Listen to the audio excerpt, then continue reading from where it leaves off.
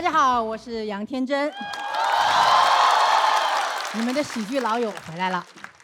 今年呢，我没有做常驻嘉宾，但是我们公司也派了一位代表马思纯。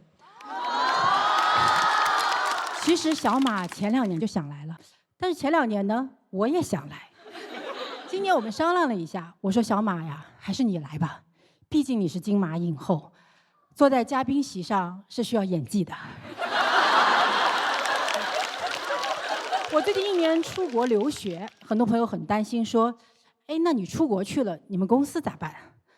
问出这话的朋友呢，肯定没有上过班，上过班的都知道，公司离开了老板，只会变得更好。你看我一走，我们公司的王安宇呀、马思纯呀、王天成呀，都火得不得了。什么叫做知识改变命运？只要老板出去学知识，同事就能改变命运。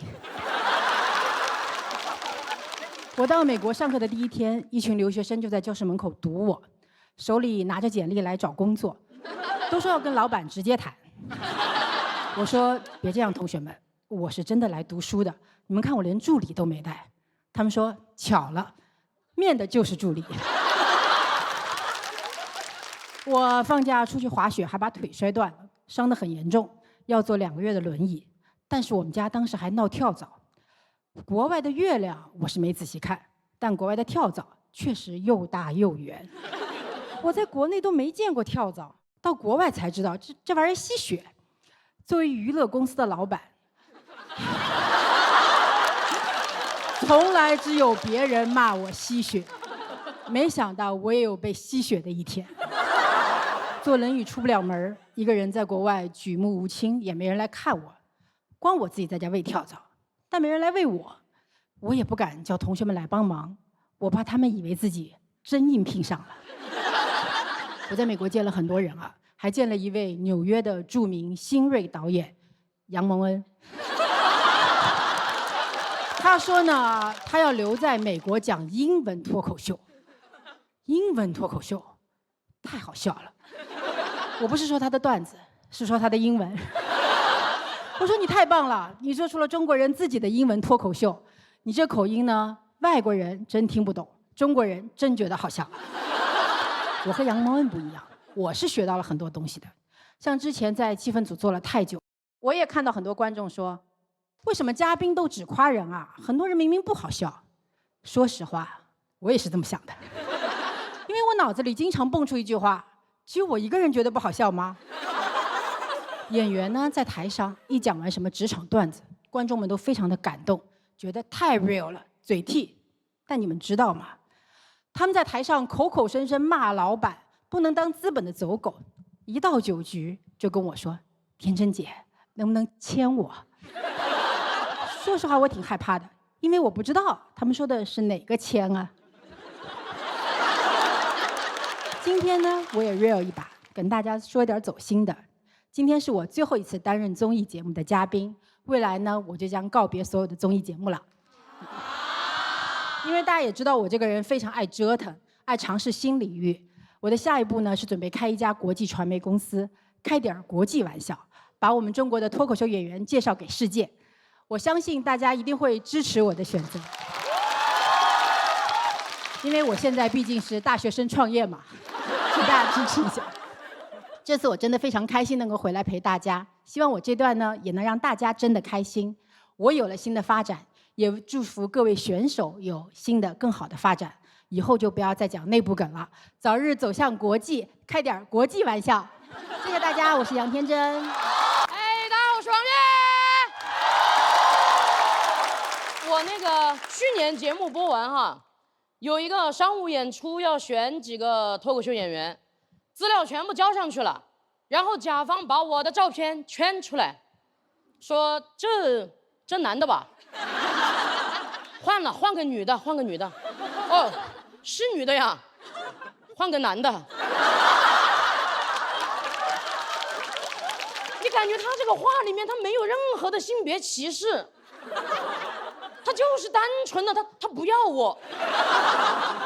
我知道我这个样子有的时候看起来跟其他的女生有点不一样哈，我留短发，长得有点像个男的，好多观众有的时候评价我说我有点那种男人以上女人未满的状态。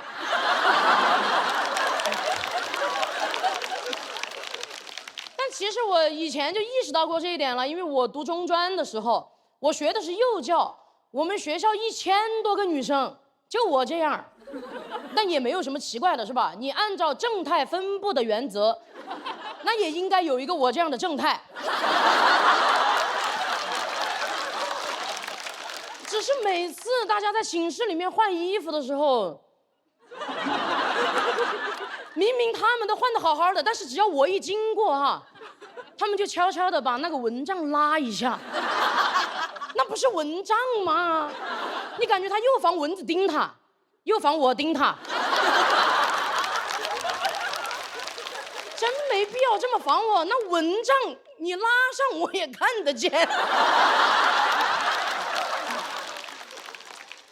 就因为这样，我3年我都没有去过澡堂，两边都没去过啊。因为我知道，大多数人洗澡的时候他是不戴眼镜的。你说我这个样子，哪怕我默默地走进去，你不晓得多少人会尖叫着跑出来。我也没办法说，我走到门口我就把衣服脱了，然后我尖叫着跑进去。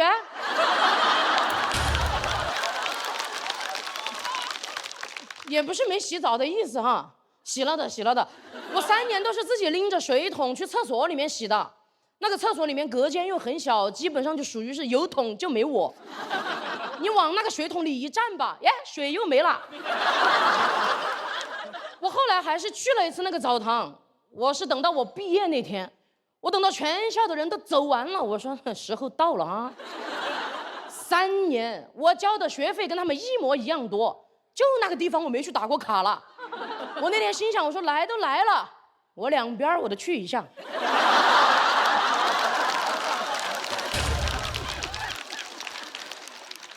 但是这个事情里面最难确认的就是人全走完了这个事儿，我就只有朝着那个澡堂里面大喊，我说还有人吗？还有没有人啊？我知道这个行为非常的此地无银300两，但是对我来说更重要的是，我要先确认此地无银。要是有银，我就说我是保洁。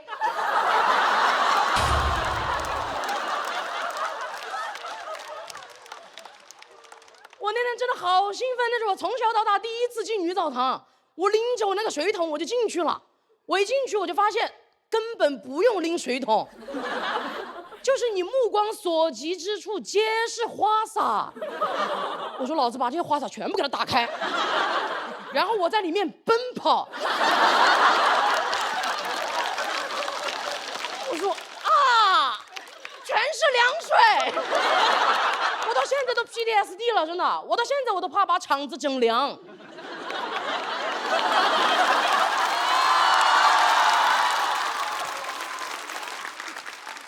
哎呦，我真是我到现在都没有进过女澡堂了。我知道这个事情不是我的错，但是我确实也不知道该怪谁。直到去年，我去了一个非常神奇的地方。我去年去加拿大演出的时候啊，本人已经把专场开到加拿大了啊。哎呀，还没等到天真姐，已经走向国际了。现在。我一落地加拿大，当地的朋友就说要带我去一个好地方，去裸体海滩。哎，你们不要有任何期待哈，也不要想象，尤其是不要想象我。我当时一听这4个字，我下意识地问了一句，我说要门票吗？因为我感觉这不是不花钱就能看的，你知道吗？我那天走的路上我都走得飞快，我生怕我到晚了，他们都穿上了。但是我一到那个海滩，那个画面映入眼帘的时候，妈呀，对我来说冲击太大了，我根本没有一点缓冲。整个海滩上各种各样的人，男女老少一丝不挂，你就感觉整个海滩上全部都是蛏子，各种颜色的皮肤，各种颜色的头发，我当时都说不出来中国话，我说 Oh my God。你真的吓到我了。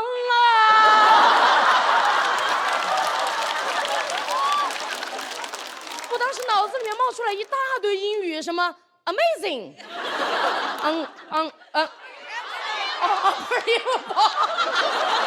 我英语都是从消消乐里面学的。我当时感觉那个消消乐在海滩上能把那些人全部消了，真的。但我下一秒钟我就在想，我说他们都不怕手机被偷吗？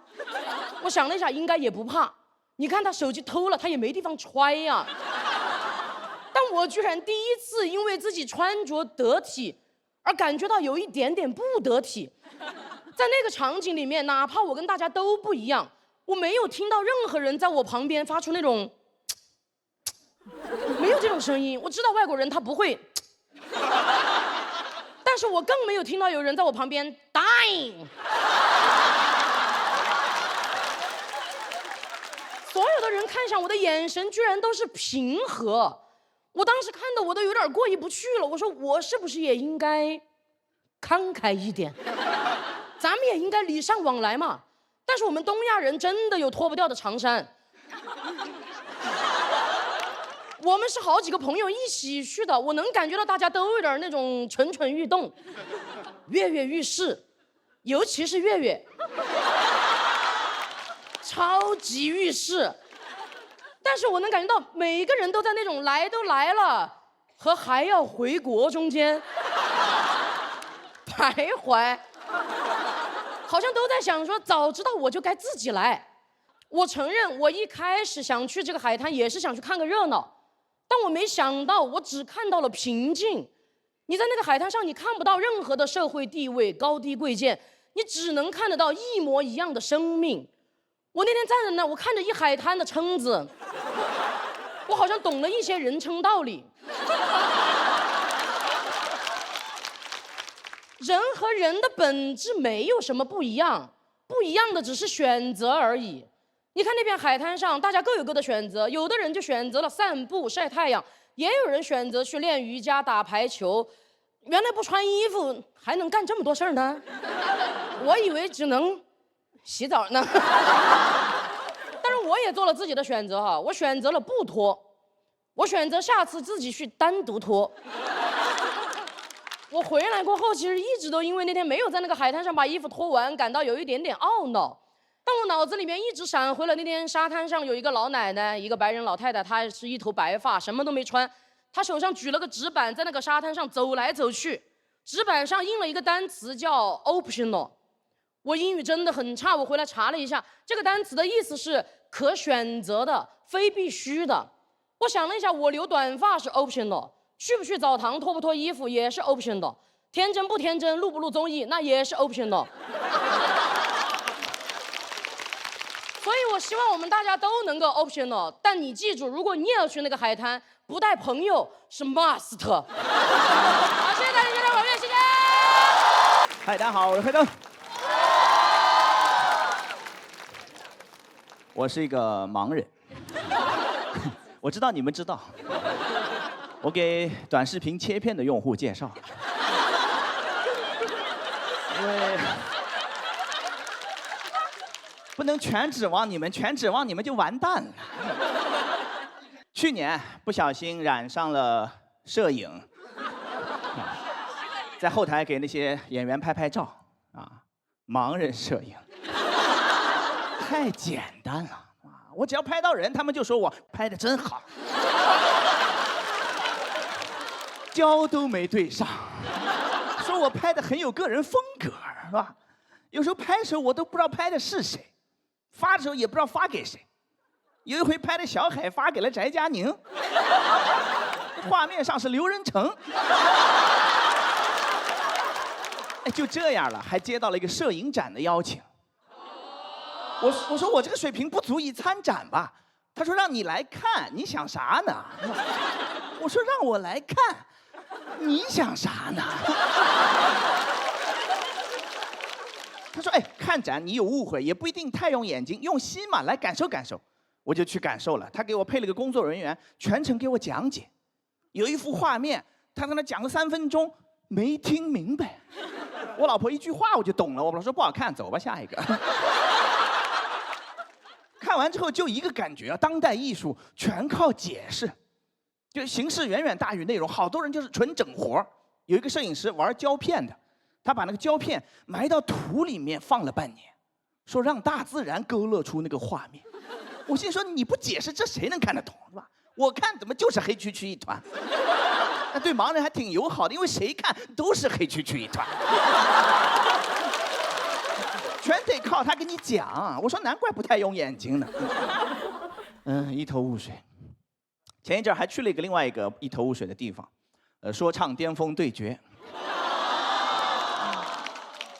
不是让我唱啊，让我作为一个观众，从一个路人、圈外人的角度发表一下对那些音乐作品的感受、真实的想法。我去了才知道为什么要请圈外人，因为圈内人一句难听的都说不出来。巅峰吹捧大会。我印象中 rapper 你对抗那都得问候对方家人了，到那一看他们相亲相爱一家人，就我一个外人看不清局面。哎，听了一下就什么感受呢？他们都不是形式大于内容，他们根本就没什么内容，上来就先放狠话，哇，假狠就是那种啊我厉害你垃圾你不行我厉害。我心说你厉害你倒是拿作品出来呢，厉害就光靠说呀。然后他们就开始唱，我厉害我厉害我厉害。感觉这歌就像 AI 写的。我说你给我写首厉害的歌 ，AI 说我用最简单最直接的方式给你写了一首我厉害我厉害我厉害。特别像小学生吵架。回去查了一下发现我错了，初中生。有一组人气歌手，他俩唱了一首歌，说他们那个厂牌以前曾经多么辉煌，10年一路走来多么不容易。我说这不全内部梗吗？这不是企业年会上该唱的歌吗？兔老板挣着钱了 ，PUA 员工说我们再加油，我们这不容易。他连年会都不如，他都不抽个奖，他。然后就被他们粉丝骂了，追着我骂。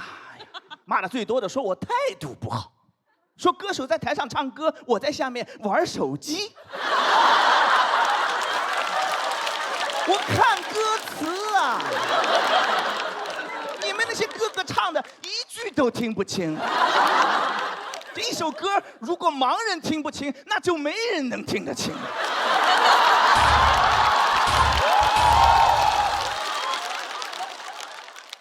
还说什么你不了解，你凭什么在那瞎评论？你来录节目至少先做个背调吧。我说怎么评论还不能评论？别说你个音乐节目了，摄影展老子都去看了。听个歌还做背调，我真要背调了，我就不来了。还巅峰对决，那巅峰的歌手一个都没在。还有那种骂的搞笑的，说你装什么装，还戴个墨镜。起个网名叫黑灯，就真当自己瞎了吗？我说你凭什么骂我？你做背调了吗你？啊！我也是第一次被人这么骂，说你以为你瞎了，你就真的瞎了吗？骂我就骂我，饶舌还给我。众多骂我的人里面有一个人，那个人素质断崖领先。他会换位思考，他会替对方着想，他怕我看不见，他发语音骂我。骂的最难听的一个，骂的非常的脏，说还讲什么内部梗，内部梗谁说得过你们脱口秀演员呢？我说骂到我心坎里来了。这就是脱口秀最大的问题，你发现没有？内部梗太多了，新观众根本听不懂。你要把这2个节目录制的观众换一换，2群人都懵了。那个说唱听众来到脱口秀录制现场，上来一个丑八怪跟你讲那个赵栋带着马雨成去走红毯了，听不懂吧？就是这种感觉。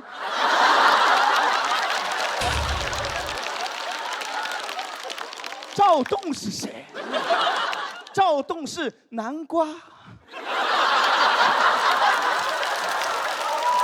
你要没看过3年脱口秀，南瓜你都不知道是谁。都说脱口秀门槛低，那是讲，听脱口秀的门槛现在非常的高，啊，听个脱口秀恨不得你得给他加30个注释才能听得懂，人家大作家那个硕士论文都没有30个注释。所以啊，要想有传播、有热度，你就得讲所有人都能听得懂的东西。我还是拿说唱举例，谢帝，大家印象最深刻的作品是什么？那是糯米的作品。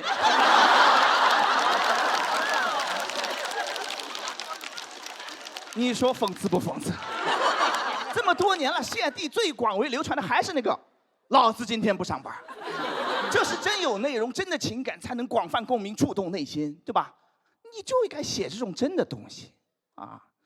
所以，你们知道我为什么对这个这么大情绪吗？因为我是最大的内部梗。去年节目上就这帮人 Q 了我19次，对面节目我还去了5次，我都给剪出来了，9分多钟发到网上去了，你们回去可以搜一下，名字叫《黑灯笑话大全》，但准确来讲应该叫《笑话黑灯大全》，不好笑，就硬 Q， 但凡有个看不清的，就是黑灯。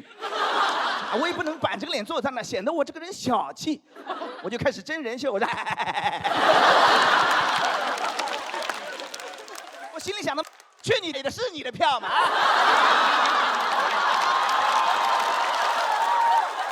都是老子的票呀！他们满票220，我应该870。所以朋友们，写点老百姓都能听得懂的好段子吧。你不能预设所有人都知道我的病情呀，别说别人了，我自己都不太搞得清楚我的病情，也是最近才搞明白的，对吧？所以，我以后每次上台，我会先介绍，我说大家好，我是黑灯，我是一个盲人，啊，为什么结尾还要再说一遍？因为有的短视频切片，他会给你把头给切了，是吧？我讲。Hello， 大家好，我叫于博，这篇暂时没写那部梗，暂时没写我。又来录制了，辛苦你们。录制就是很累啊，我一来录制，我天天熬夜，我这段时间已经熬到了一天3、4点钟睡觉，我和老家都熬出时差了。我现在一来上海害怕，我说这不哪是上海呀，什刹海是因为我之前没有那么敢熬夜，我之前一熬夜，我妈就管我叫慢性自杀。每天准时10点一个电话打过来，于博儿子10点了，立马放下手里东西倒头睡觉。现在放下睡觉10点，我一般在从剧场骑电动车回家的路上，我说是2只手都放下吗？不让慢性自杀是嫌慢。熬夜吃点夜宵，慢性自杀；炸串烧烤，慢性自杀。那怎么可能？我和女朋友在一起熬夜吃点那个炸串烧烤，多开心呢！这最多算慢性殉情。我妈不能理解，因为她是不懂表现温柔的人，她还以为殉情是古老的传言呢。不是，你说她真健康吗？也不是，她只是不吃外边的东西，光吃自己做的饭嘛。但问题同样，如果当天不做饭，就是头一天晚上，或者前1周自己做的饭，饭放时间太长了。我家吃的腊肉全是上一顿的鲜肉，冰箱端出一盘剩的小鸡炖蘑菇，第1顿没放蘑菇。他自己会长，以为自己做饭健康，最后就活在对安全的幻想里，因为真出事自己意识不到。有次豆角没炖熟，凉拌豆角他都没炖呢，我上医院洗胃呀，我就这还嘴硬呢，非说那个胃洗更干净。有人为爱奔赴，我妈为爱干净，对吧？但这就是我们的区别，对吧？我知道我吃那玩意儿可能外边的不干净、危险、脏，但我能提前看得见，就能预防，对吧？麻辣烫端出来，看着黑色液体小勺，我就知道去厕所吃，只需要磨成粉末当蘸料吃。吃麻辣烫就是要坚持不懈。最后啥事儿没有，这里面就是我的价值观。但我不能真的这么干，因为我如果真的只吃自己想吃的东西，我妈就告诉我这叫挑食。挑食是我的问题吗？挑食好像是我从小到大家庭关系里的霸凌。为啥家里边只有小孩挑食，爸爸妈妈从来不挑食？网上说，因为他们只做自己爱吃的菜。那你要理解这个，这就是霸凌。我被霸凌24年，我以后有小孩，我也只买自己爱吃的菜，然后骂他。小崽子真挑食啊，这不吃那不吃的，那火锅不吃，烧烤不吃，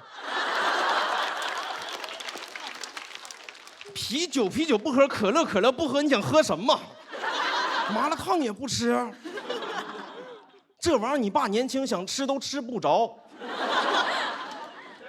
麻辣烫，现在小孩儿，我生在洋国不知福。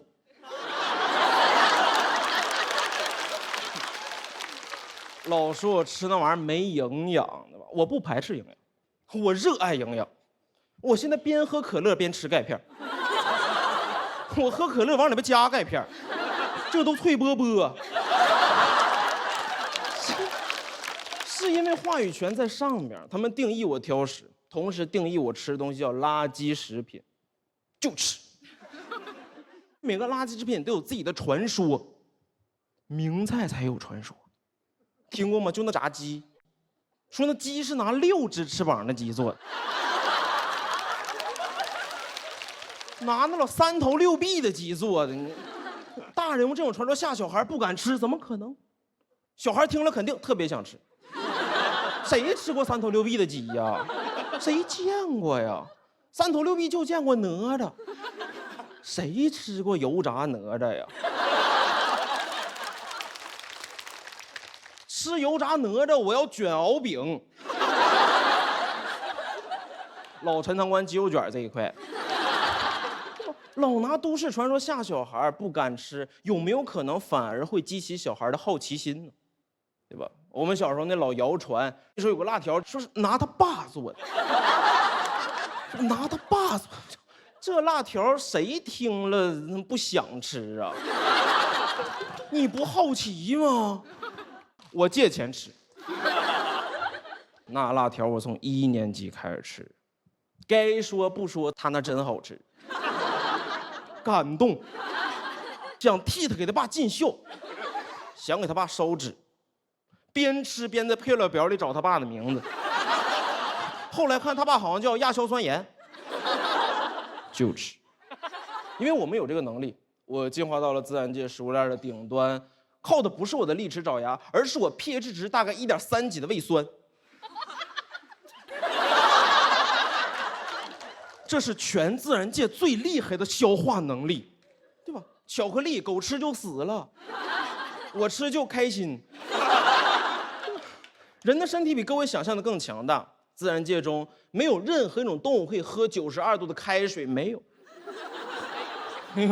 但我爸可以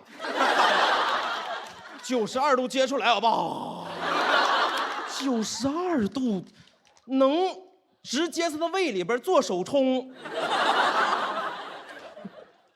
92度，我爸不怕开水烫。我喝不了，我爸就骂我。小崽子，细皮嫩肉，这一代小孩娇贵废。92度算什么？你爸年轻搁工地干啥的？端铁水的，融化的铁水，能理解，因为你端的玩意儿1600多度，对吧？问题是你那个嗓子是怎么练的呀？端的满满一盆铁水，要洒了，他说：“哎呀妈呀，没。”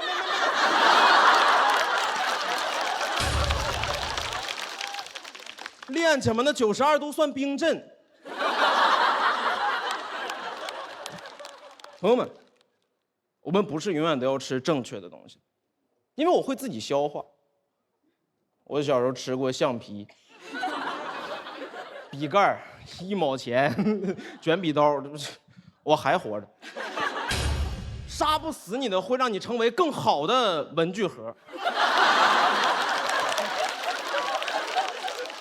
不要低估自己的能力，朋友们，就连笑话也是一样的。就算你觉得今天的笑话不正确，明早你就消化。谢谢你们，讲完了。大家好，我叫海宇，你们好。谢谢大家，跟大家介绍一下，我第一轮录制结束以后，其实节目组跟我说需要回我的甘孜藏区老家拍一些镜头，很开心，我们一起去了6个人，就我高原反应了，丢脸，一个高原孩子有高原反应，就好像鱼怕水，鸟恐高，屈原不会被离骚。好不容易把他们带到我家乡辽阔的草原上，他们说的话我真的听不懂。原话看着我，还有这样：去跟那个牛说说话。我一过去，家乡的牛就冲过来撞我，从甘孜牛变成广东牛，顶我的肺。他们看不懂这一切，还说呢，好神奇啊！你刚刚跟他说什么了？我说什么他能冲过来撞我啊？我说嘛，把你带到潮汕去。还是我表哥在旁边很会安慰人。表哥看着我说：“哎，你这么想，幸好牛是冲过来撞了，幸好是撞了，他可能是看见红了，也许，只是也许啊。”我很感谢我表哥，他就是一个这么会安慰人的人，因为他自己就是一个非常及时行乐的人，非常洒脱。他每个月工资不高，但每个月把工资发下来，他会固定的做几件事情：疯狂的买新衣服，疯狂的去电竞酒店上网，疯狂的吃夜宵。他把这些行为统称为爱自己。我说你这个也就叫喜欢自己，因为爱是克制。他说。那我最喜欢淘宝闪购，因为上淘宝闪购搜夏日拼团，点外卖拼团更优惠。他喜欢淘宝闪购的优惠，我喜欢淘宝闪购的商务。不喜欢他这个行为，因为他现在爱自己爱得有点太过了，爱得有点过。他经常借我的钱爱自己，以我的名字呼唤爱。我说你借我的钱爱自己也算爱吗？他就会立刻变成一个天津人，借就是爱。但我发现确实，如果你像他一样时时刻刻把自己放在第一位，很多生活中的事情你就是可以解决。真的，之前跟他一块打车，碰到一个司机阴阳怪气，打个电话过来说：“哎，我现在开车过来接你，太堵了啊，你自己走过来吧，3、5个路口。”3、5个路口不知道怎么办。我表哥抢过电话，感觉他认识那个司机。我是不是跟你说了，我今天很累，加班3个小时，知不知道？然后就用一种带着撒娇但是又命令的语气跟那个司机说：“快点过来接我。”司机就过来了，好一招亲密爱人。我都怕那个司机开车过来接我们，第一句话不是手机尾号，而是对不起宝贝，来晚了。没边界感，这就是他。说话他是不分场合的。之前我也在他身上看到了一些我很羡慕的那种幽默感。我上大学的时候有一个好朋友，因为些意外去世了，死掉了，很难过。当时约了几个朋友一块儿聊聊天，分分心。我表哥给我打电话说他也要来，提前嘱咐害怕。我说今天有特殊情况，好不好？求你了，拜托，就今天注意分寸，好不好？就今天注意分寸。他说你放心吧，没有问题。推开门，第一句话，我听说今天有人死了。但那一刻，房间里的人跟大家一样都笑了。他就是这样，说话很直，什么都不在乎，什么都不害怕。他现在的具体工作，其实是在我签约的俱乐部做场务。很多你们熟悉的脱口秀演员在出名之前都去我们那演过，都害怕他。因为他有一次直接看这个演员跟他说：“哥们儿，你这个专场就不要出来骗钱了吧。”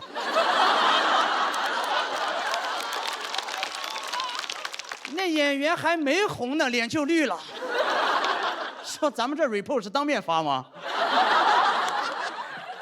他现在也进步了，已经学会阴阳了。但凡有一个外地演员在我们俱乐部演差了，他就会在那儿喊，他说：“哎呦，咱们这个剧场安检是真严格哈，炸的东西一个带不进来。”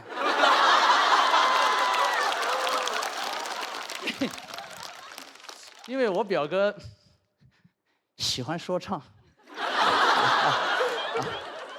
追求这种 real 的感觉，他每天在剧场检完票就开始写他的蹩脚韵脚，过来给我展示，说：“哎，哟，弟弟，你能不能不要再叫那个人演员老师？在我看来，他充其量就是一个圈钱小资，他的喜剧技巧也就骗骗他的粉丝。怎么样？”我说：“我感觉你的拼音就学到了滋呲呲。”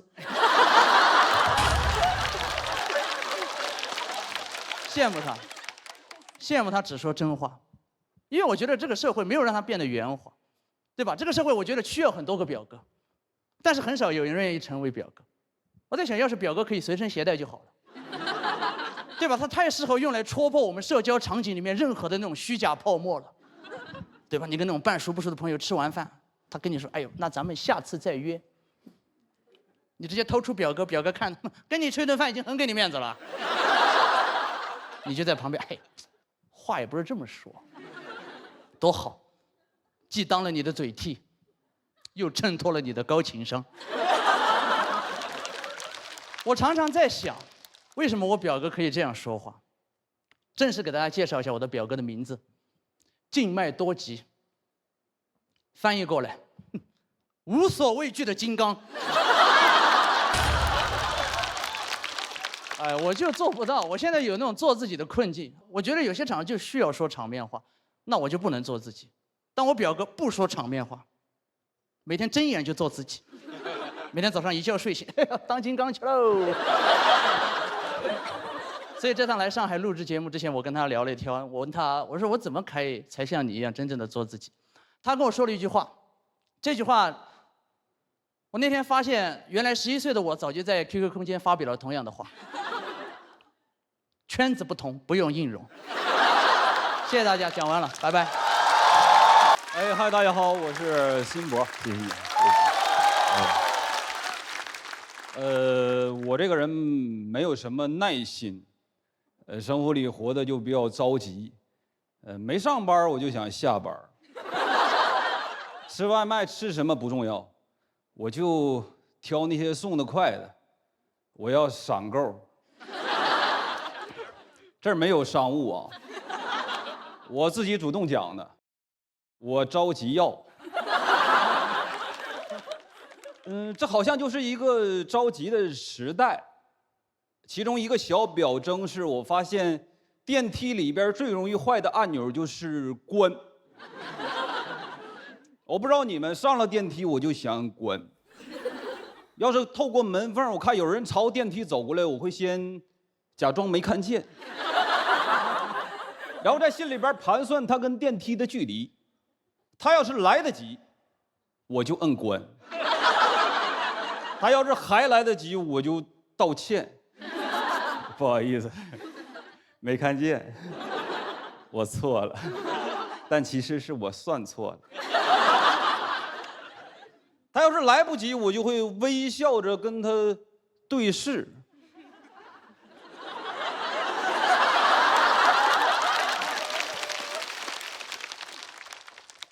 假装摁开，实则摁关。我把他笑着送走。随着电梯门越来越窄，留给我的表演空间越来越小。快点儿，快点儿，摁不开啊！电梯坏了，但没我坏。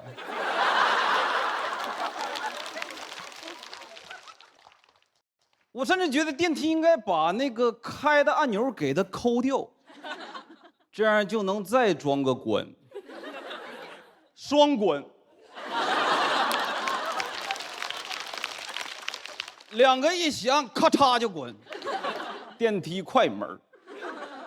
但好多时候电梯里只有我自己，不光只有我自己，我会经常遇到那种道德模范，他看到有人他就摁开。你问我了吗？浪费了我的时间，你收获了全部的感谢。人家上来就说谢谢你大哥，我心想我是你二哥，你应该说感谢家人们。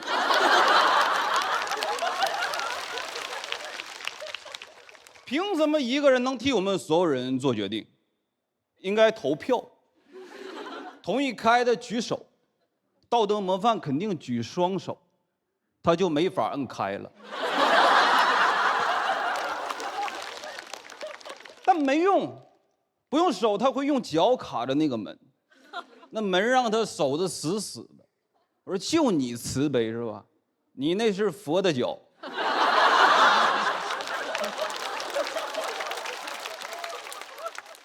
但要是我要上电梯就不一样，我上电梯，我看电梯门要关闭，我就会尖叫。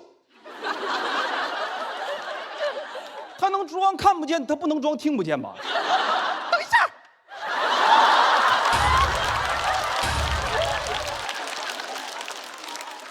海豚音，频率高到隔着电梯门，我能给里边的人做 B 超。上去了我就质问他。你是不摁关了？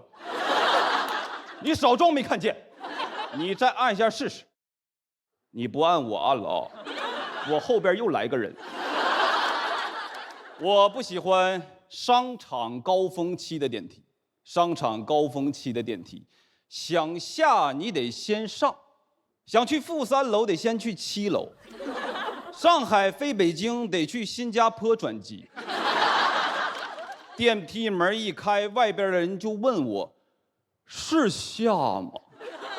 我说上，他就上来了。我说的是方向，他得到的是指令。我拿他当人，他拿我当主人。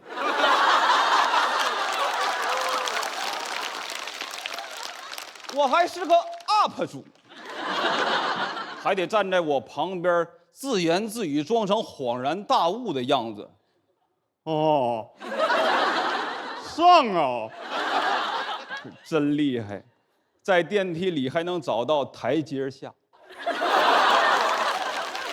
我不说，他电梯都看不过去了。电梯说关门，电梯上行，他就表现得勉为其难。行吧。我说你还勉强上他，珍惜吧，上行的东西不多了。好多商场会做那种观光电梯，非常愚蠢。不光得挤，还得让外边的人看我在电梯里边挤得有多窘迫。谁会去商场观光啊？能看到啥？最多的就是一个全国小炒肉大王。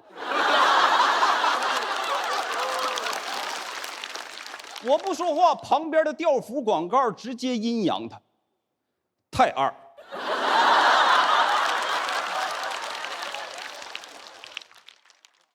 在电梯里，你能遇到形形色色的人。上了电梯，啥也不按，就按手机。门一开，他就往下走。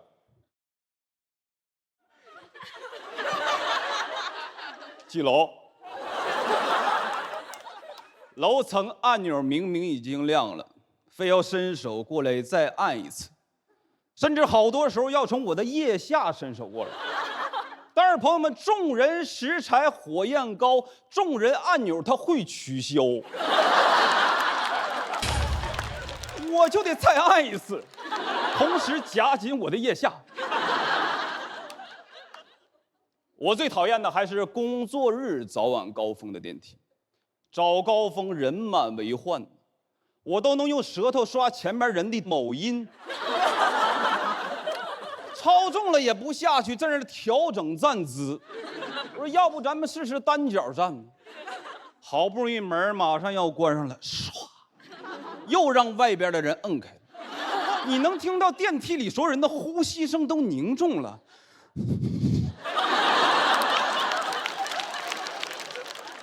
大家有一种火箭发射失败的失落感。背个双肩运动背包往上硬挤，抵在我的胸口。我说哥们儿，你这个包，他说李宁的。我问他晚上是不是要去打羽毛球，他反问我你怎么知道？我说你看看拍都插我嘴里了。这种情况他还是能够一句话就点燃电梯里边的所有人。谢谢，帮我摁一下2楼。比开更应该抠掉的呀。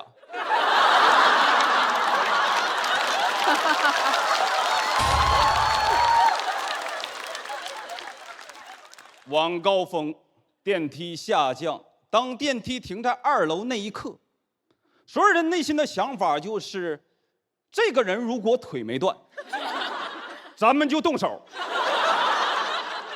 我一看又是李宁羽毛球哥，我说来你上来我下去，我去2楼到1楼的楼道里看看，是不林丹在这儿等你呢？做脱口秀我更着急了，脱口秀的大楼大家都想上，每年就2部观光电梯，这边一部那边一部，还是得挤，一挤动作就变形，观众也能感受到我们的焦虑。我想做脱口秀好笑的及格线，电梯能挤就挤，挤不上就走楼梯呗。走楼梯虽然慢，但起码我知道自己一直在上行。谢谢大家，我是辛波。大家好，我是嘻哈。耶！半决赛了，看得出来还是比较轻松啊。本人也是一边玩耍一边创作。前段时间休息的时候，就喜欢跟朋友一起去玩密室。知道吧？啊，刚开始还好，喜欢玩的是一些解谜类的、机关类的，很解压。后来就大家开始进阶，开始慢慢的玩恐怖的，逐渐变态。我确实理解不了为什么大家愿意在忙碌1个星期之后，花200-300块钱进去张一群鬼来追你啊！乐趣在哪里啊？啊！在这里吧，找到了。我是不知道你们，反正我如果工作完1周，我自己就已经像个鬼了。有一次我就跟我朋友说，我说我真的很害怕恐怖密室，我不玩。他说你一个体育生，你跑这么快，你怕什么呢？我说有没有可能正是因为害怕才跑得快呢？我说恐怖的我不去。他说不恐怖，你看嘛，显示了页面给我显示非恐，到了才知道非常恐怖。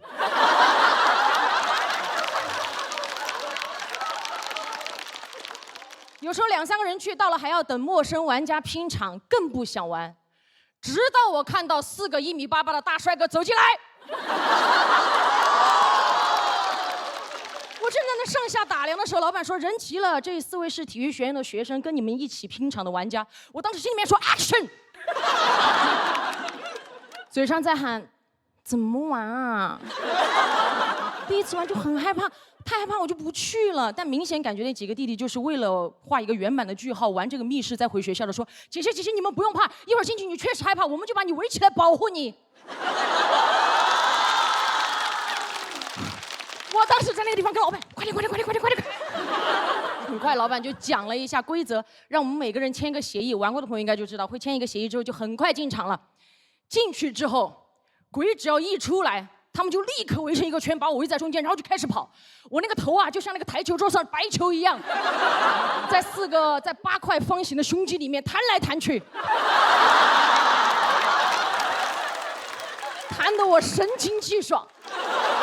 但是后面每一次鬼点一出来，我还是很害怕，我害怕这一切结束得太快。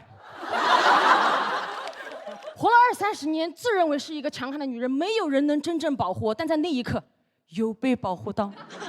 他们4个像花瓣一样把我紧紧包围在中间，我在中间旋转跳跃，但不闭眼，转得我眼花缭乱，根本不知道看哪一朵花瓣。原来这个就是花心的感觉。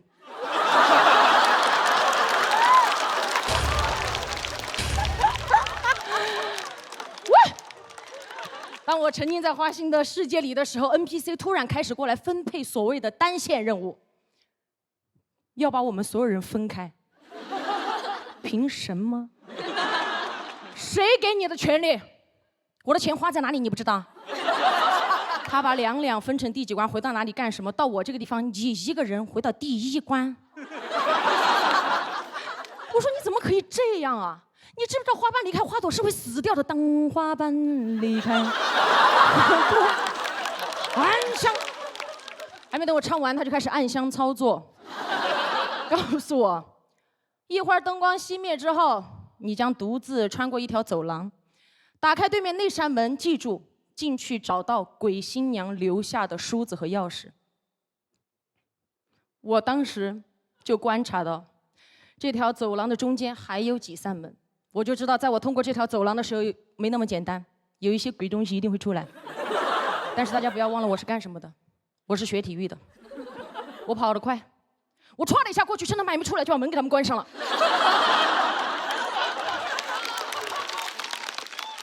最后一扇门关慢了一点，不小心打到一个刚刚准备出来吓我的 NPC， 当时就听到一声鬼叫，哎，已经来不及了，推门进去，摸黑在地上找了一圈都没有找到钥匙和梳子，发现右边有个衣柜，我就没办法了，只能给自己壮胆，打开衣柜的一瞬间，哎！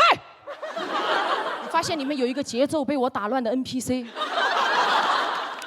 因为我的鬼吼盖过了他的鬼叫，他吓了一大跳，然后看着我，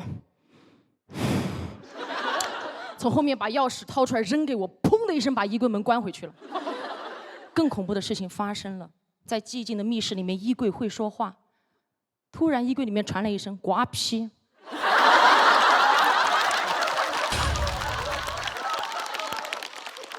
气到不行，我转过去把皮带一抽，就把那个衣柜给他捆起来了。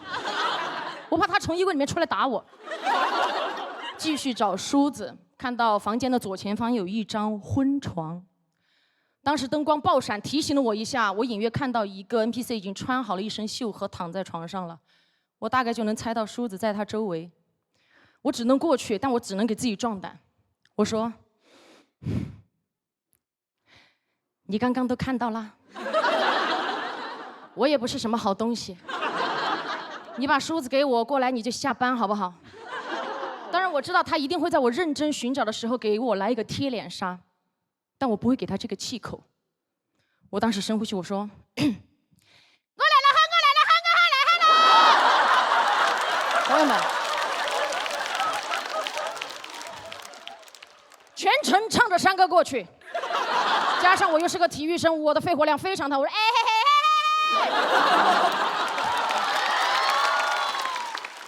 他没有任何气口来吓我，他完全没有想到有人会用这种方式闯关。梳子被他死死地拽住，我跟他的十指相扣，我说：“拿给我好，拿给我好，不然我就吓死你嘿！”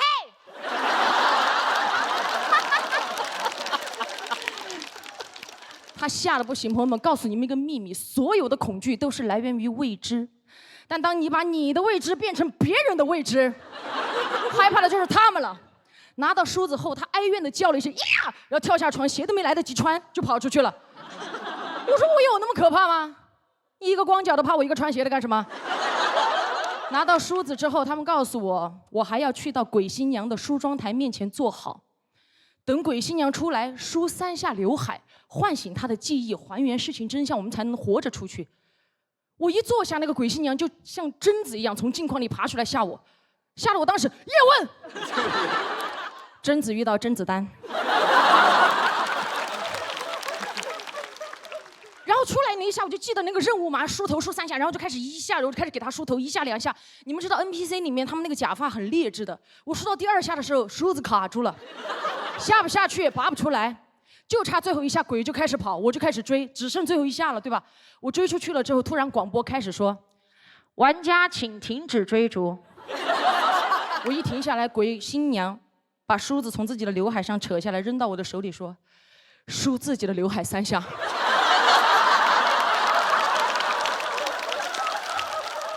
在我还没有反应过来，游戏并没有结束的时候，我当时也被直接被一个 NPC 一个工作人员请出了密室。我说干什么？是因为大家记不记得前面有个被我用门板打到的鬼？他已经去老板那里告了，说我把他打了。老板说你记不记得你把他打了？我说我不是故意的。老板说别跟我说这么多。你记不记得你进去之前签了一个协议，不能因为任何原因殴打 NPC， 否则立刻取消玩家资格。终止游戏。我说我不是故意的，我给他道歉嘛，我当时很诚恳的给他道歉，然后我跟老板保证，我说我进去我再也不打他了。老板说你少跟我说这种话，这种话我听多了，打我的 NPC 只有0次和无数次。你在外面等着反思吧，我就在外面等。在反思过程当中，除了思念我那4朵花瓣，我也在反思我自己的错误，怎么可能那么因为自己的害怕就开始打这个东西？但是我突然又反思到，这个规定真的很酷，但它怎么可以仅存在这个游戏当中？你们听一下，只要有一方施暴，立马就取消资格、解除关系、结束游戏，这个规定就值得推广。它可以运用在很多地方，对吧？被打了就应该立刻解除关系，不要再让他们等1个月，1天都不要等。如果非要等，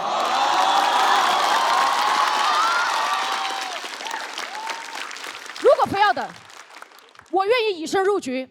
你们把我请过去，我就站在施暴者的床边，每天晚上给他唱离开他，离开他，不然我就嫁给你。爱情。